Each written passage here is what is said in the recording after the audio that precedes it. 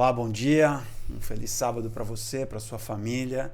Que Jesus habite o seu lar, a sua mente, o seu coração nessa manhã. Estamos transmitindo mais uma vez aqui diretamente da Igreja do Juvevê, na rua Arthur Loyola, número 70, aqui no bairro Cabral, em Curitiba. Se você está por aqui, sempre falamos isso, você é nosso convidado. Venha para cá e tem uma classe de escola sabatina aguardando por você aqui. Se você não pode vir mais para a igreja, se você está viajando, se você de alguma forma não pode estar aqui conosco, que nós sejamos a tua classe, que você possa, através desta transmissão do Lição Cast, você possa interagir com a lição da Escola Sabatina, você possa aprender da Bíblia, aprender de Jesus para o teu dia, para a tua vida, para o teu caminhar nessa terra, até que ele volte. Nesta semana continuamos estudando o Evangelho de João e o nosso tema é mais testemunhos sobre Jesus. Agora já pela terceira semana estamos vendo Jesus através dos personagens que são narrados no Evangelho de João e como eles testemunharam da presença de Cristo, de quem ele era, o Messias, o enviado do Senhor para atuar entre nós, atuar naquele contexto e com aquele povo, mostrando que ele era o verdadeiro Deus que andou aqui na terra. O verso da semana é João 12:32, que diz: "E eu, quando for levantado da terra, atrairei todos a mim."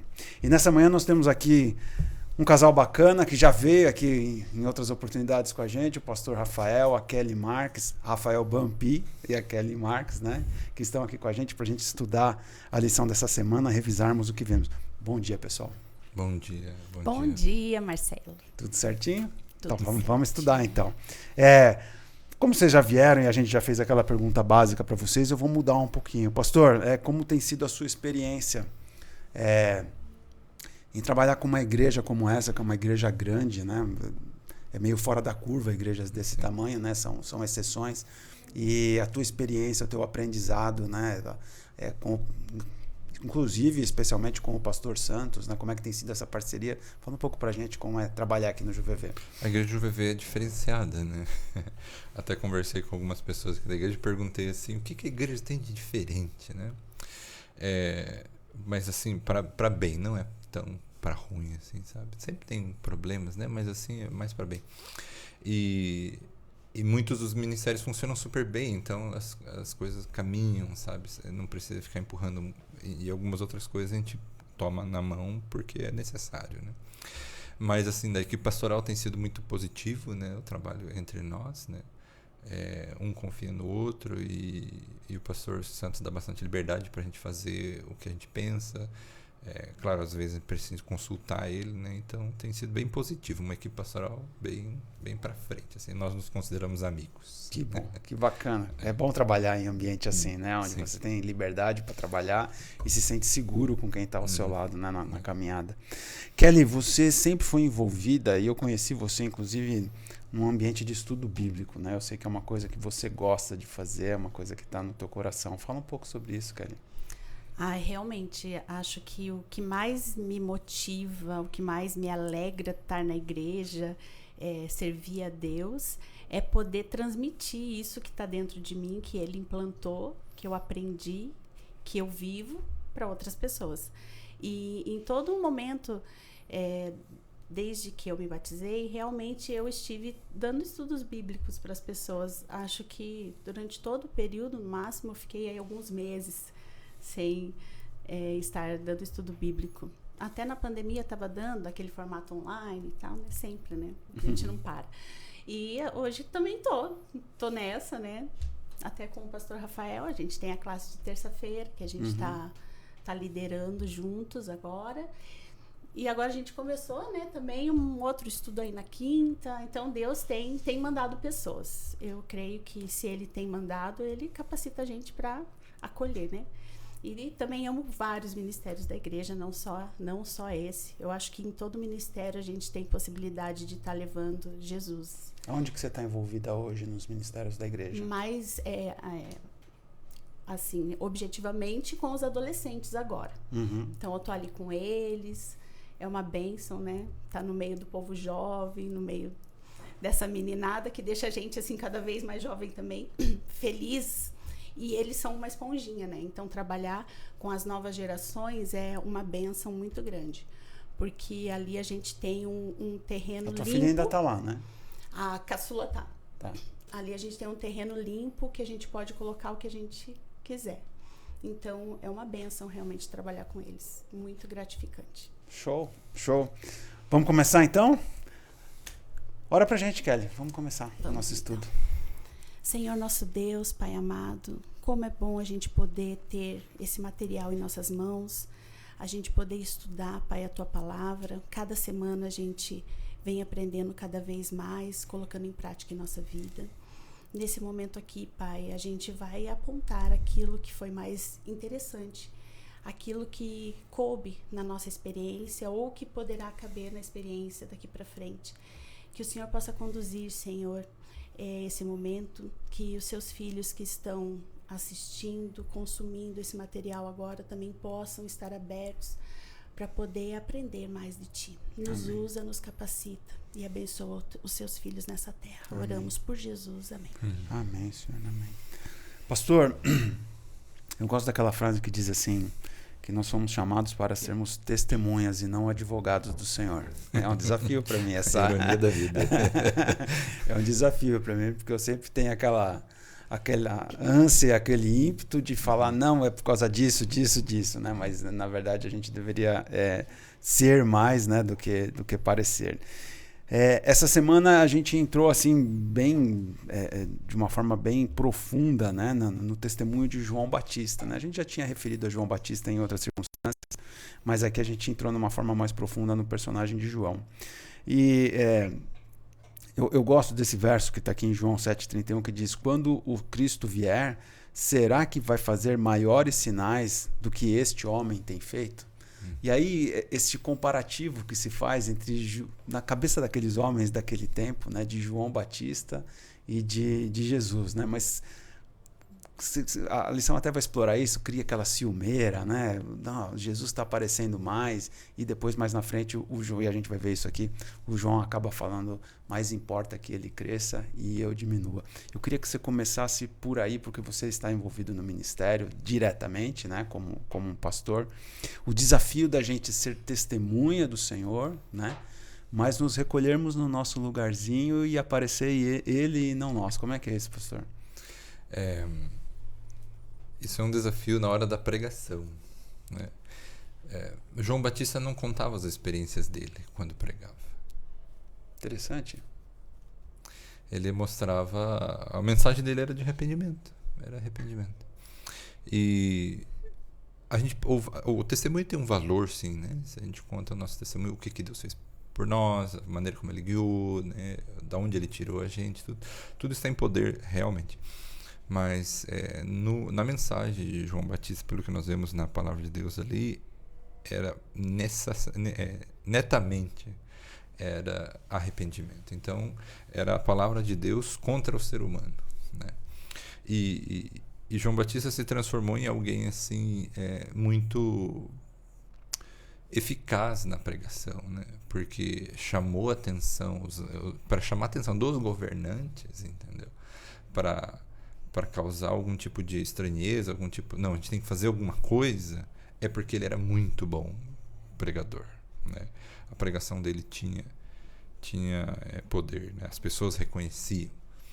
E então ali na pregação dele, os discípulos que ele tinha, as pessoas que ouviam, e não era só pessoas do povo, né? Tinha gente os líderes religiosos da época que tinha algum apreço pelo que ele estava fazendo, né? Ele falava de coração, né? E a palavra de Deus. Só que daí, ao mesmo tempo, ele deixava claro que ele não era o Cristo, não era o Messias, mas ele deixava claro também que ele era... a lição mostra ali algo interessante que eu não tinha notado. A gente lê e nunca nota, né? Que João comparou Jesus, se comparou como amigo do noivo e Jesus o noivo. Eu também não tinha reparado nisso. Aprendi na lição essa semana. Um versículo assim que parece que a gente nunca leu na vida, né? Mas então, realmente ele prepara, ele fica feliz com o casamento do noivo, com a vinda do noivo, mas ele não participa do casamento como noivo. Entendeu? Mas ele prepara tudo, né? Então tem essa característica de João. Ele manteve a humildade, não quis para si a glória, ele sabia o propósito dele, ele sabia quem era Jesus, né? E ele apontou a Jesus de maneira assim excepcional. Vou continuar um pouquinho nessa tônica aí, Kelly, por causa da tua experiência com o estudo bíblico. E a gente que dá estudo bíblico, a gente tem esse desafio. Porque, no fundo, como seres humanos, a gente quer convencer as pessoas que a gente está dando o estudo bíblico, né? A gente não se contenta em simplesmente falar da Bíblia, né? Dar esse testemunho da Bíblia, né? De dizer de como a Bíblia foi importante para nós, o que ela fez na nossa vida. Mas, no fundo, o nosso coração humano, pecador, está esperando que a pessoa aceite a mensagem, né? E que ela atenda, inclusive, as nossas expectativas de como ela vai atender essa mensagem. Como é que é isso, Kelly? Como é que você vê isso? Realmente é dessa forma, né? Quando a gente se propõe a fazer uma coisa, a gente tem um objetivo. A gente tem um plano na nossa mente e a gente imagina que aquele plano vai ser seguido. Então, assim, eu vou falar a palavra, vou mostrar o que a palavra fez na minha vida, o que ela fez também na vida de várias pessoas aqui ao longo da história, na Bíblia, como Jesus atuou, o que é importante, quais são os passos a seguir, quais são as orientações. E daí a gente espera que a pessoa fale sim para tudo, né? Uhum. E principalmente ali os primeiros anos que eu trabalhei dessa forma, eu ficava assim com uma pulga atrás da orelha, né? Como diz, poxa, mas por que a pessoa não está aceitando? Que absurdo! Tá tão claro, é nítido. Claro. Mas eu expliquei certo. E daí todo esse questionamento, eu falei, não devo ter explicado certo. Aí eu ia lá, falava de novo a mesma coisa, né? E não adianta. E eu acho que essa experiência, assim, a maturidade cristã também, o nosso crescimento cristão, essa questão da santificação ao longo do tempo, vai ensinando que a minha função é falar aquilo que Deus me mostrou, deu clareza na minha mente. Essa é a minha função. E ao longo do tempo eu fui ficando um pouco mais tranquila em relação a isso. Então, muitas pessoas aceitaram ao longo do caminho, se batizaram, outras não aceitaram. E a amizade continuou a mesma. E continuo em contato com essas pessoas. E hoje eu me sinto em paz em relação a isso. Mas é o agir de Deus em nós. A gente precisa realmente diminuir muito e entender que não é o meu querer, é a obra do Espírito Santo. Quando a gente entende isso, a gente relaxa e fala, não, agora é com Deus. Deus vai agir no coração, na mente dessa pessoa, renovar essa mente. A informação, ela tem. A informação, essa sementinha pessoa já foi plantada. tem. E agora é ela e Deus. Sim. E é um processo, não é rápido. Sim. Anos aí, ó. Os primeiros não foram tão fáceis. Você está dizendo em relação a você, né? Em relação a mim, de aceitar, assim, que às vezes é sim, às vezes é não. Teologicamente, essa questão do convém que ele cresça e que eu diminua, lá de João 3,30. No contexto de que João fala isso, né? Porque tá ligado aqui, eu até fiz uma conexão entre um verso e outro, né? Estava naquela coisa de que Jesus já estava batizando, né? E os discípulos de João estavam com ciúmes, né, de Jesus, diz a lição, porque olha o que ele está fazendo o que você deveria estar fazendo, né? E aí vem esta frase muito conhecida, convém que ele cresça e que eu diminua, né? Teologicamente falando, como é que a gente aplica isso na nossa vida? Nós que somos seguidores de Jesus e temos essa missão neste tempo que a gente vive de também prepararmos o caminho do Senhor para a sua segunda vinda. Então, os discípulos, alguns dos discípulos de João se transformaram em discípulos de Jesus, os dos 12, né? Claro que houve muitos mais que vieram, que não fizeram parte dos 12, mas fizeram parte do grande número de discípulos que Jesus tinha. E ali, quando os discípulos de João vão até João dizendo assim, ele está batizando, e todos vão até ele, tipo assim, ele está tomando toda a atenção que era tua, está tomando, agora ele está tomando, né? Então você está perdendo campo, está perdendo terreno, tem que fazer alguma coisa, senão você vai perder teu trabalho. Né? É mais ou menos assim, né? A gente está dando estudo bíblico E aí a pessoa começa a frequentar outra igreja. E a gente está com ciúme de que ela não está indo na nossa igreja, está indo em outra igreja. Parece que tem uma disputa, né? É incrível como o coração humano ele se divide sem ver o quadro maior, né? Fica fixado nas questões pequenas. Ontem, justamente, eu estava pensando, né? A gente teve alguns casos de pessoas que participaram da classe bíblica da terça-feira, que também ou participavam já antes na classe Novo Tempo, no sábado de manhã, ou então a gente mesmo sugeriu, vai lá, participa, porque é bom, né? Tipo, a pessoa pega variedade, ela conhece mais pessoas, ela conhece outros estilos de ensino, né? E daí eu parei e pensei, nossa, em outros momentos, isso talvez seria um problema. O professor daqui e o professor dali estariam brigando. Não, isso aqui é meu, isso aqui é teu. Não. Quem vai entrar com eles no tanque? Quem vai entrar com eles no tanque? Não importa, entendeu? No final das contas, isso não importa, né? Porque é a salvação da pessoa, né? Tipo, a gente minha estrelinha na coroa, né? Tá, tudo bem, isso até é um mérito, né? Mas bem no final das contas, o que importa é a salvação da pessoa. Então, se tiver que passar por 3 classes bíblicas em diferentes cidades, diferentes igrejas, não importa. Mas uns plantam e outros colhem. Isso. E João tinha isso bem claro, entendeu? Ele entendia que o ministério de Jesus, sendo o Filho de Deus, ele chamou Jesus de Cordeiro de Deus, ele chamou Jesus de Filho de Deus. Então, ele sabia da divindade de Jesus, ele sabia que era superior a ele. Então, ele não tinha como se apresentar como alguém melhor, ou alguém pelo menos até igual. Por isso ele diz, convém que eu diminua, né? E ele cresça, ou seja, ele tome corpo, seja conhecido, etc. Né? Então, na nossa vida, a gente tem que pensar dessa forma, né? A gente não precisa ficar sentindo que eu tenho que acaparar para mim todas as responsabilidades, que ninguém mais pode fazer o que eu faço. Gente, no reino de Deus, ninguém é insubstituível. Tá? Isso é uma realidade dura, mas é realidade. Então, às vezes a gente pensa, não, o pastor é muito bom, mas tem outro melhor que ele. Né? Ou mais necessário, ou mais adequado. Até porque o universo e as pessoas têm dificuldade de lidar com essa realidade, né? E acho que isso vem com o amadurecimento. Da nossa fé e da nossa relação com Deus e do cenário que a gente vive em função do pecado. Mas a gente tem que entender que a igreja ela é multifacetada, né? Ela tem várias pessoas em várias situações de vida, de compreensão, enfim, de experiência. E aí, às vezes, aquele pastor que você acha maravilhoso, que tem te suprido maravilhosamente, né, não atende outra pessoa. Né? Não atende. E esta coisa ela vai mudando ao longo do tempo, né? Às vezes está suprindo uma outra pessoa e não está suprindo você. E a gente precisa ter essa maturidade do que você acabou de falar, né? Dessa espera, né? De falar assim, alguém sempre tem alguma coisa a acrescentar, né? Eu não lembro quem foi que eu ouvi, mas me marcou bastante bem lá no comecinho da nossa vida com Jesus, né?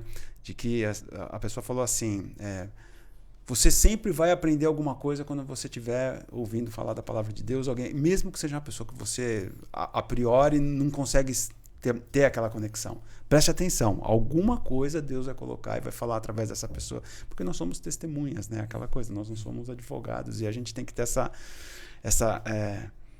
sensibilidade. E ao mesmo tempo a gente tem que dar esse que você falou, né, do estudo bíblico, a gente vai evoluindo e cada um tem o seu tempo. A gente tem que ter essa maturidade de entender que a gente a gente tem que entender que a gente não vai atender a todo mundo, né? A gente não vai nem sempre seremos compreendidos e nem sempre conseguiremos fazer a mensagem chegar por uma série de circunstâncias, porque todos nós somos diferentes. Como é que você vê isso, Kelly?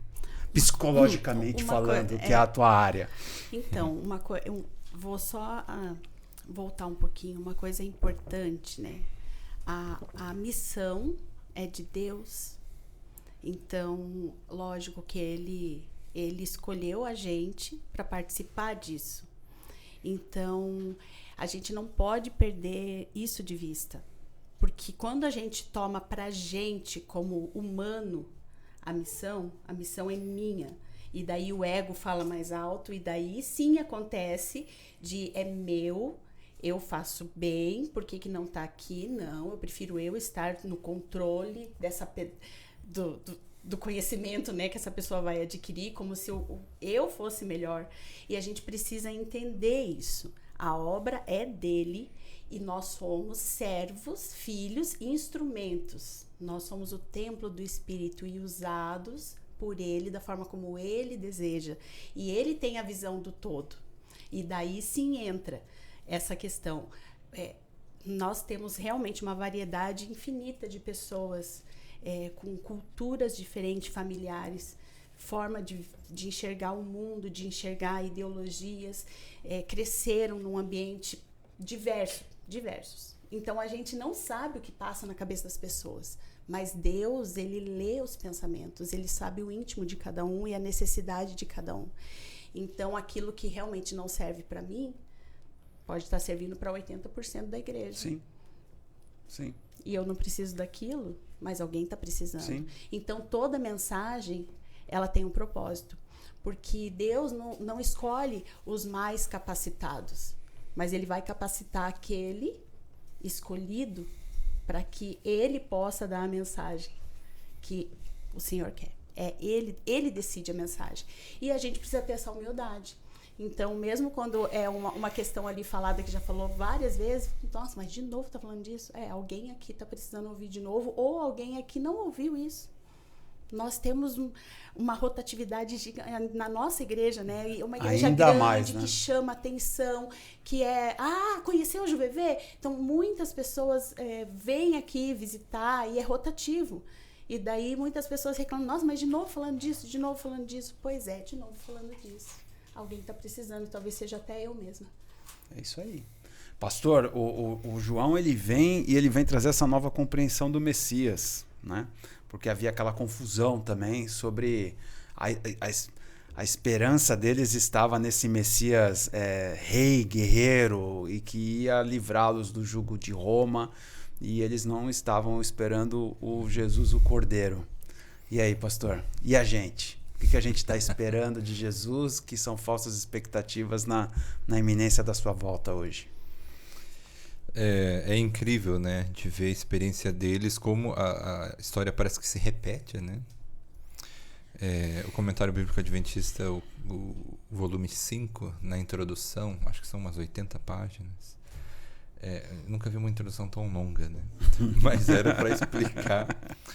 para explicar o que aconteceu no período intertestamental, entre Malaquias, né, e os primeiros evangelhos, aqueles 400 anos de silêncio profético. Por que não tinha profeta, né? Você já tem uma coisa para você. Estamos aqui ao vivo, né? Estamos gravando, mas, né, temos aqui pessoas acompanhando. Você já tem uma leitura obrigatória, 80 páginas, esperando você ao final do dia hoje, tá bom? Continuando. Porque a gente já teve uma conversa sobre o porquê do silêncio bíblico, né? E o que aconteceu nesse tempo. Interessante. Sabe, durante aquele período, Israel estava ocupado por Roma, né? Era um tipo de colonização diferente, assim, né? Mas era uma ocupação, melhor dito. E o desejo deles de ser livres, né, modificou a teologia, né? Hoje em dia, por exemplo, novas tendências mundiais, por exemplo, como o capitalismo, quando ele ascendeu, né, modificou a teologia cristã e aparece a teologia da prosperidade, por exemplo, que é baseada no capitalismo, né? Então, as realidades atuais, elas influenciam a forma como as pessoas entendem a teologia, né? Na nossa realidade hoje, se fala de teologia progressista, né, que aceita novas ideologias, né? Então, baseado na realidade, se modifica a interpretação, se modifica os princípios de interpretação e as pessoas tomam uma nova interpretação da Bíblia, mostrando coisas que em si, na realidade, no original mesmo, não aparecia, né?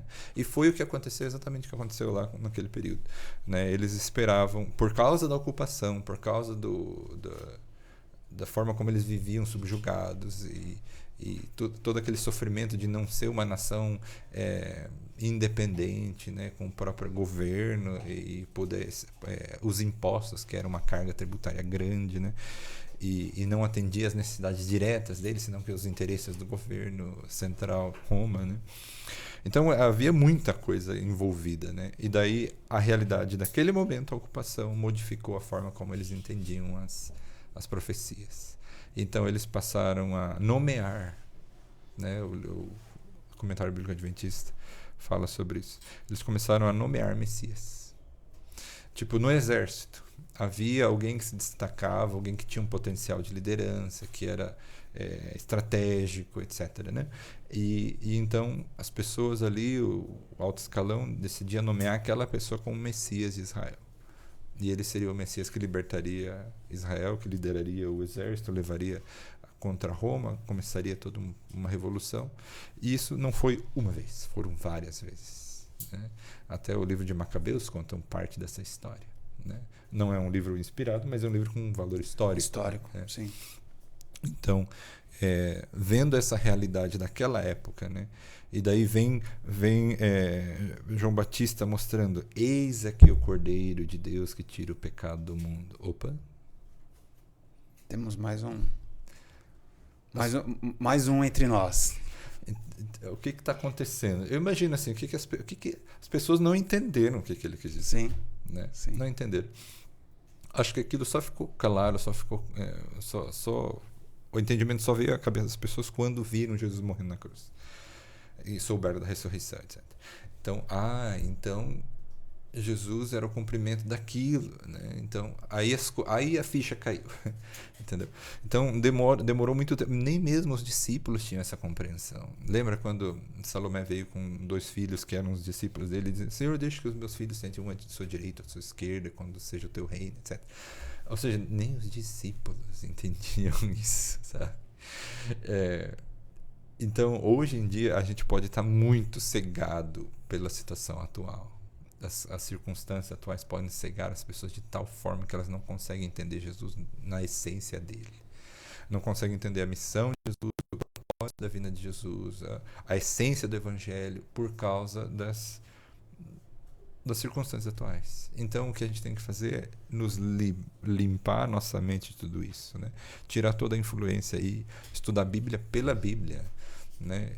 Procurar os fundamentos da Bíblia primeiro e não tentar colocar na Bíblia, fazer a Bíblia dizer o que ela não diz, né? Ao invés de fazer exegese, que é uma palavra quando você extrai, né? Extrai o conhecimento da Bíblia, você faz exegese, que você coloca dentro da Bíblia o que ela não diz. Kelly, eu tenho uma curiosidade, vamos ver se você consegue me ajudar. Qual é o tipo de bloqueio mental? Ele é fisiológico? Ele é só por conexões neurais? Eu não sei definir isso tecnicamente. De que as coisas óbvias, pelo menos para o ser humano médio, elas se tornam de difícil compreensão para algumas pessoas. Elas entram naquele viés de confirmação e parece que é um ciclo, né, vicioso. A pessoa não consegue mais sair dali. O que é isso? É fisiológico? Como é que... Na verdade, tem tudo a ver com a construção da identidade de cada um e as crenças instaladas nessa pessoa desde a tenra idade. Então, conforme a criança, né, vai recebendo informações, ela vai construindo crenças, né, na mente dela. Aí eu vou fazer uma associação aqui com o povo, né? Então, o povo, ele esperava um libertador que tirasse eles daquela opressão, onde Roma estava sendo o opressor. Queria um reino aqui nessa terra. A visão deles era essa: é um libertador que vai dar alegria de viver pra gente. E assim nós também vamos construindo crenças. O povo estava com essa crença. A crença deles era que para esse momento, era para esse mundo, essa libertação imediata que eu preciso. Eu preciso ser feliz, eu preciso usar o meu dinheiro ou o que eu construo para minha família, para mim. Eles estavam obcecados com isso. Foi, de certa forma, colocado ali entre as famílias: o nosso libertador vai nos dar prosperidade, alegria de viver, nós vamos ser livres. Só que todo mundo estava colocando isso para agora, para essa terra. E foi essa crença instalada, e assim acontece com a gente hoje. Então a gente tem um conhecimento, uma crença, ficou ali na minha mente, e eu vou agir de acordo com essa crença. Então pode acontecer exatamente isso. de eu ter essa visão deturpada, porque eu acredito naquilo que está implantado na minha mente. Por isso que a palavra de Deus fala que a gente precisa de uma renovação mental, porque tudo começa através do pensamento. Então, o pensamento vem à minha mente. Tudo que passa na minha mente, repetidas vezes, se torna uma verdade, uma crença instalada. Então, por isso que a palavra é infinita. A gente tem que estar lendo direto. Os temas, cada tema que a gente estuda e acrescenta um pouquinho mais, vai modificando a nossa crença a respeito daquilo e vai nos tornando mais completos, espiritualmente falando. Então, vai crescendo. E para acontecer essa mudança de crença, então precisa ter algo convincente. Né? Então, eu aprendi que por exemplo, vou dar um exemplo simples assim. Eu aprendi que eu preciso acordar e imediatamente tomar o meu café da manhã, o meu desjejum, eu preciso me alimentar imediatamente, por exemplo. Então, todo dia eu acordo, a primeira coisa que eu faço, eu tenho que preparar esse desjejum. Aí alguém vem e fala assim pra mim: agora é importante, antes de tudo, você falar com Deus. Por exemplo, aí tá recebendo estudo bíblico, vou colocar nesse contexto aqui. Aí a pessoa fala: não, como é que eu vou fazer qualquer coisa antes de me alimentar? Primeiro eu tenho que estar alimentado. É uma luta. Aí a pessoa, ela precisa testar. Olha, eu faço assim, daí a pessoa vê que o outro, nossa, faz assim e consegue. Então eu também posso tentar. E isso, com essa repetição, vai fazendo com que a pessoa mude o pensamento. Muda o pensamento, muda a crença. Mudou a crença, que se torna realidade. Daí então, não, eu consigo. Aí ele faz uma vez, duas, três, ele vê que consegue. Então aquilo já é uma nova crença instalada na mente dele ou dela. E assim, a partir desse momento, ele vai agir de acordo com essa nova crença. Então, primeiro eu vou falar com Deus e depois as outras coisas. E ele consegue, ela consegue. Porque aquela primeira crença, ela foi refutada. Eu não preciso mais agir daquele jeito. Aprendi outra coisa. E a gente é fantástico, né? O quanto nós somos adaptáveis, o quanto nós somos moldáveis. Não importa a idade. Claro que quanto menores, muito mais moldáveis. Porque tem poucas crenças instaladas, então a gente consegue instalar crenças positivas, coisas que vão fazer essa pessoa atingir potencialidades. Mas mesmo depois de velho, a gente tem condição plena de mudar qualquer crença na nossa vida. Que legal. Com um pouquinho mais de dificuldade, com um pouquinho mais de empenho e de humildade também, mas a gente consegue. Tem que estar muito aberto. E daí, mudou a crença, muda o meu comportamento completamente.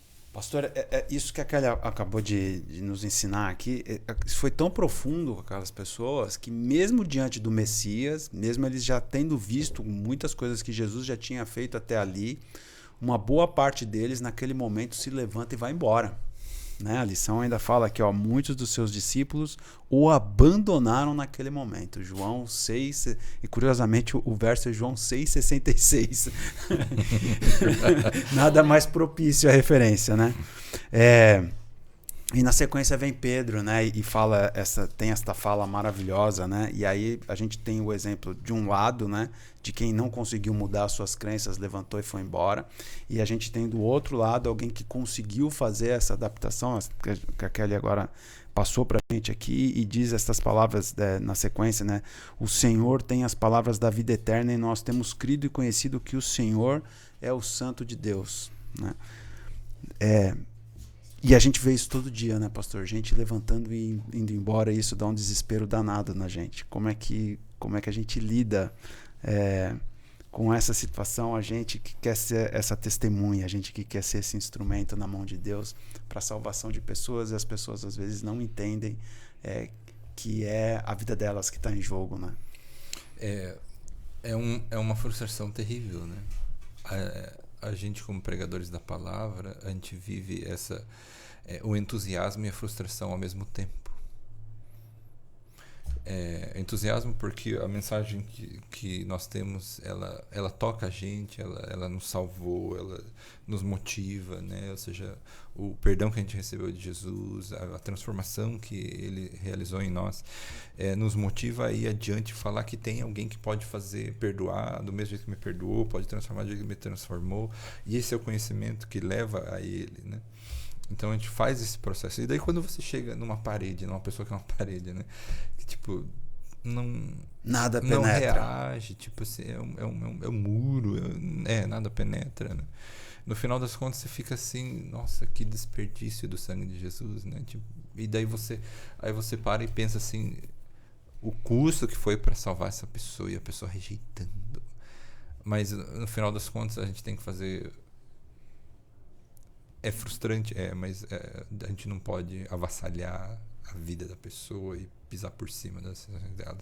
Então cada um vai estar no destino eterno, seja vida ou a morte eterna, por decisão própria, né? Então a gente lamenta, vai ser doloroso. Se é doloroso para a gente, né? Para Deus também é. Então, e existem esses dois grupos, né? Esses dois grupos eles não estão fora da igreja, eles estão também dentro da igreja, né? Então, quando a gente apresenta as mensagens, as pessoas já alguns até reagem dizendo assim, não, estou de desacordo com o pastor, não é bem assim. Ou então, quando a gente está apresentando a mensagem da palavra de Deus, as pessoas, geralmente no estudo bíblico, quando chega no tema do sábado e no tema da comida, do uso de joias, a comida nem é tanto problema, você acredita? Mas no uso de joias e sábado são os dois estudos bíblicos que empacam as pessoas. É porque tem que deixar alguma coisa para trás pelo caminho, né? Tem que soltar algumas coisas e é difícil. O sábado é uma mudança muito drástica. Envolve o teu ganha-pão, né? Sim. Então, se envolve o teu ganha-pão, tipo, tá mexendo com o bolso, tá mexendo com o dinheiro, que é um Deus. E às vezes está mexendo com às vezes nem é isso, né, pessoal? Às vezes está mexendo com a sobrevivência da pessoa, né? A pessoa olha para aquilo e fala, peraí, vai mexer na minha história, né? De forma violenta. Porque daí a pessoa fica diante de um desafio. Eu vou confiar no dinheiro que eu recebo ou em Deus que vai prover? Por mais que seja essa questão de sobrevivência. Mas, e do outro lado, a questão do uso de joias, né? É muito sério porque às vezes as pessoas dependem daquilo para se sentir bem. Então essa dependência também é um tipo de idolatria, né? Então, por mais que não seja algo pequenininho, mas existe uma dependência, né? Então, em quem que você vai confiar, né? Deus pode suprir muito mais. O bem-estar que Deus pode oferecer é incomparável que um adorno pode oferecer, né? Então, essa questão de aceitação e rejeição é a realidade que a gente vive. Para quem dá estudo bíblico vê isso, né? É duro a gente ter que parar um estudo bíblico porque a pessoa já não quer mais, assim. Mas a nossa parte a gente fez, né? A gente lava as mãos? Não. A gente continua disponível. A gente continua orando, a gente continua disponível, a gente continua testemunhando. E como o exemplo de Jesus com Judas, né? Jesus não porque Jesus sabia que Judas ia fazer o que fez, desistiu dele. Então, mesmo sabendo, se Jesus, mesmo sabendo, não desistiu e foi até o final, dando oportunidades para ele, nós que não sabemos, né? Então, precisamos fazer a mesma coisa com as pessoas que nós conhecemos, a não ser que a pessoa rejeite e nem fale mais com a gente. Mas o que a gente puder fazer, a gente vai fazer.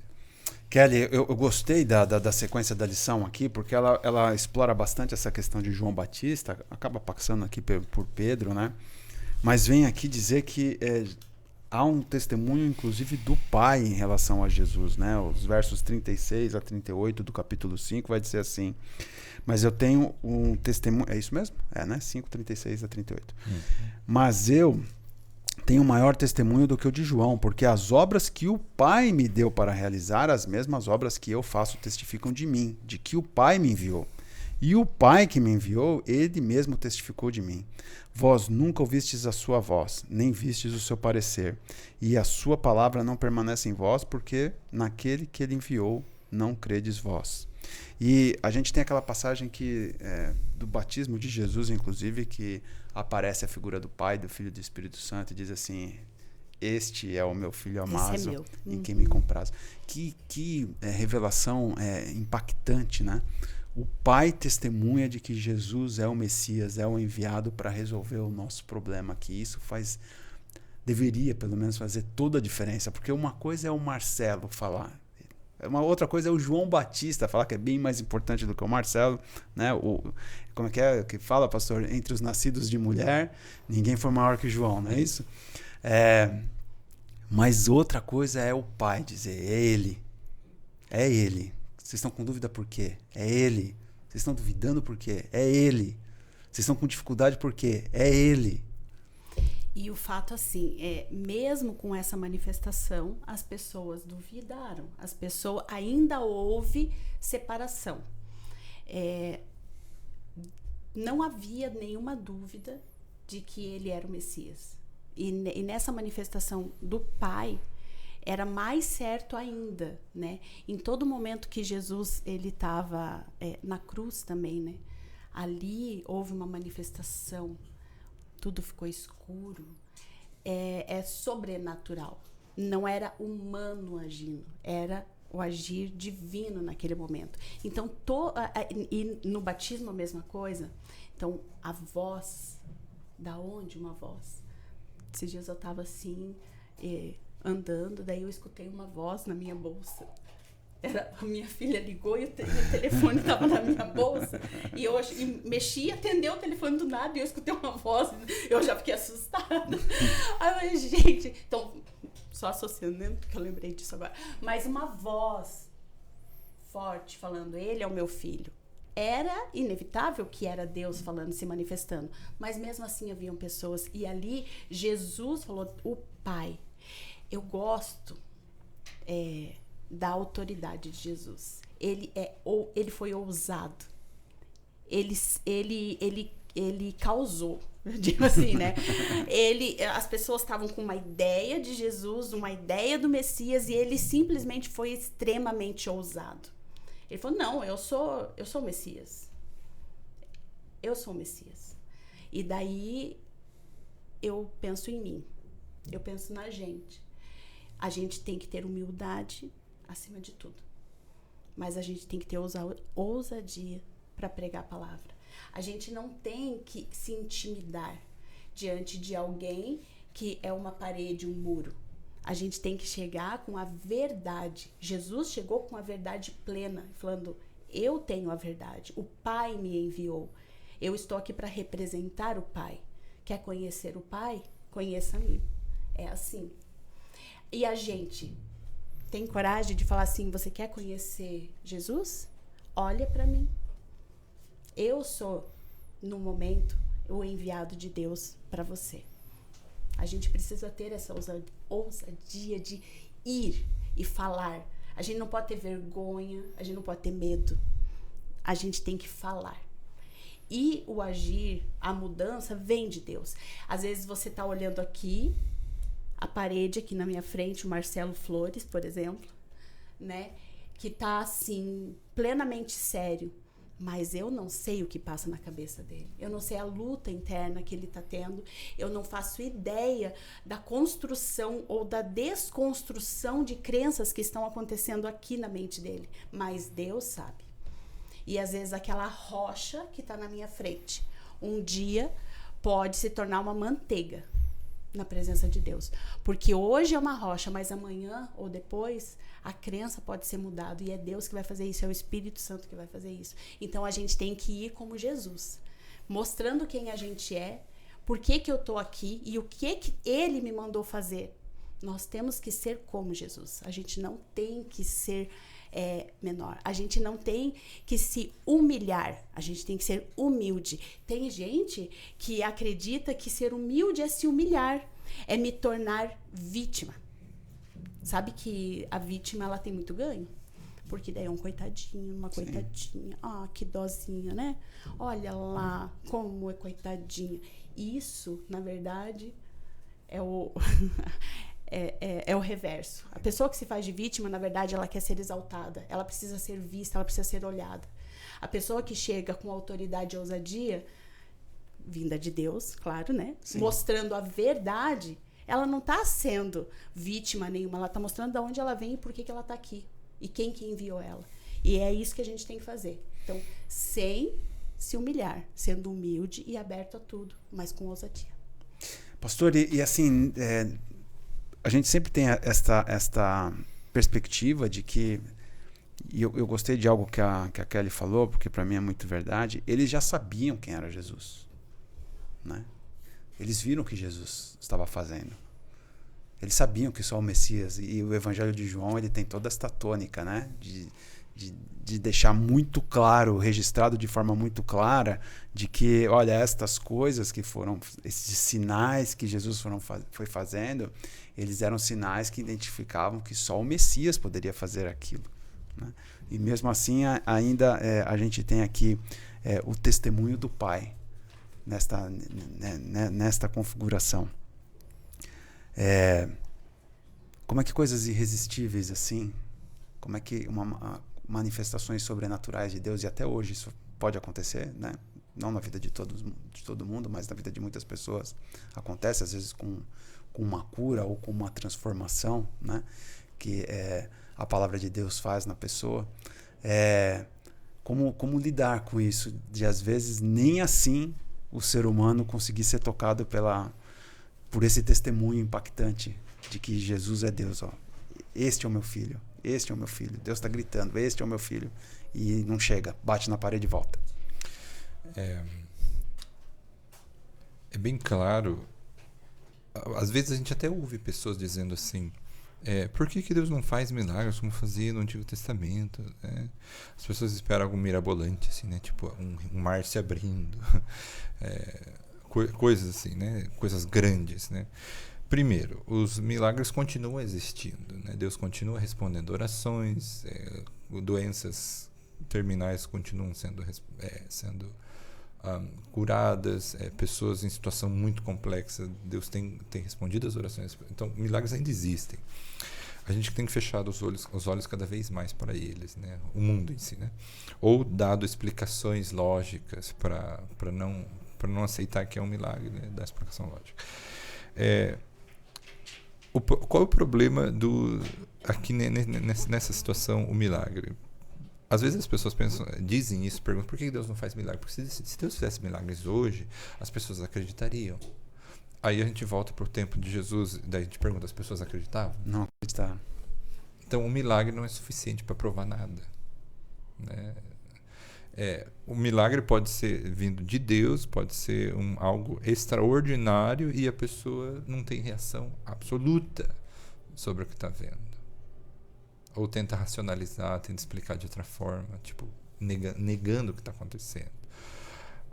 Ou não existe uma abertura também, né? Existem várias razões que a gente pode colocar aí, né? Várias razões. Mas essa realidade de ter um milagre, ter o testemunho de Deus, Deus mesmo falando e ainda assim as pessoas rejeitando, é uma mostra que o ser humano realmente tem liberdade, primeiro. É terrível, mas realmente nós temos liberdade. Nós podemos fazer o que quisermos com essa liberdade. E inclusive rejeitar o amor. E amor genuíno, né? E é uma dura realidade, mas ao mesmo tempo também nós temos o poder de decisão de seguir. Assim como Pedro, né? As palavras de Pedro, né? Para onde é que a gente vai ir? Que outra opção nós temos? Tipo, quem melhor que você? Ninguém. Então, ainda ele disse, né, que você tem as palavras que levam à vida eterna, né? E a gente tem visto e crido que você é o Filho de Deus, né? Então, quem tem o coração aberto, quem não nega, né, e está aberto para aprender, vai perceber, vai aceitar, vai entender, vai ver que é sobrenatural, vai ver que não existe uma explicação lógica, né? E a gente vê alguns exemplos, né, de pessoas que têm um pensamento muito lógico, e Deus usa uma linguagem para quebrar a lógica da pessoa para depois entrar, né? Porque nem tudo dentro do agir de Deus é lógico, né? Deus trabalha pelo que é lógico, mas ele também trabalha pelo sobrenatural, né? Então, às vezes, Deus usa a linguagem que a gente entende para chegar até a gente, mas às vezes ele precisa quebrar a nossa linguagem, né? Quebrar a nossa forma de entender. Tipo, opa, eu não tinha pensado dessa forma ainda. Então, você consegue ver diferente. E se entre nós, se a gente conhece pessoas assim que rejeitou, essa rejeição não é para sempre, não precisa ser para sempre.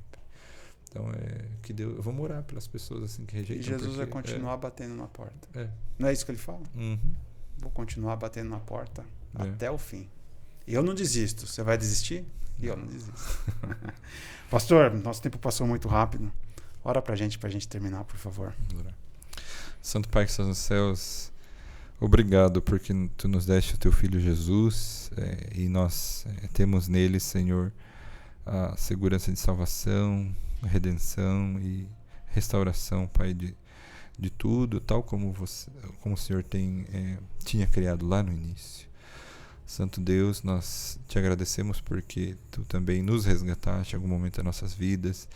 O Senhor nos guiou até aqui e temos encontrado em Ti, Senhor, refúgio. Temos encontrado em Ti, Senhor, a paz que tanto procurávamos.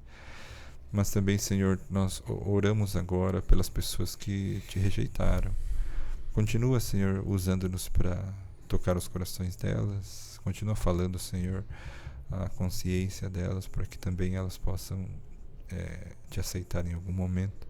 E também fazer parte dessa alegria, desse futuro que o Senhor tem reservado para nós. Amém.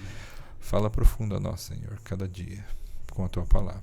Em nome do Teu Filho amado Jesus. Amém. Amém. Amém. Kelly, obrigado. Pastor, obrigado.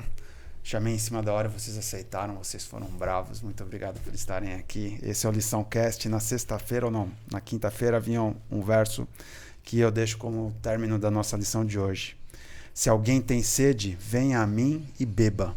Quem crer em mim, como diz a Escritura, do seu interior fluirão rios de água viva. João 7, 37 e 38. Que esta água viva preencha a tua vida, a vida da tua casa, da tua família. Este é o Lição Cast. A semana que vem nos encontramos novamente. Até lá. Tchau.